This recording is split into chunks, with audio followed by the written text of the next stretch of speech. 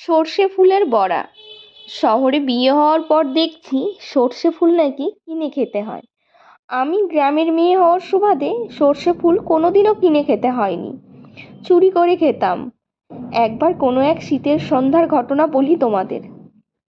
বাগানে ফিস্টি করতে করতে হঠাৎ মনে হলো ডালের সাথে যদি সর্ষে ফুলের বড়া হয় তাহলে খুব ভালো হয়। যেমন ভাবা তেমন কাজ, সাঙ্গপাঙ্গরা মিলে মাঠে সর্ষে ফুল চুরির অভিযানে গেলাম।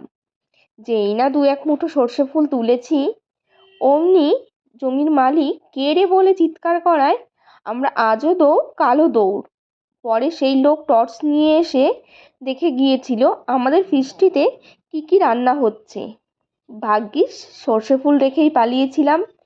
সেই দিন আমাদের মেনুতে আর সর্ষে ফুলের কোনো কিছু রান্না হয়নি, ভাগ্যিস।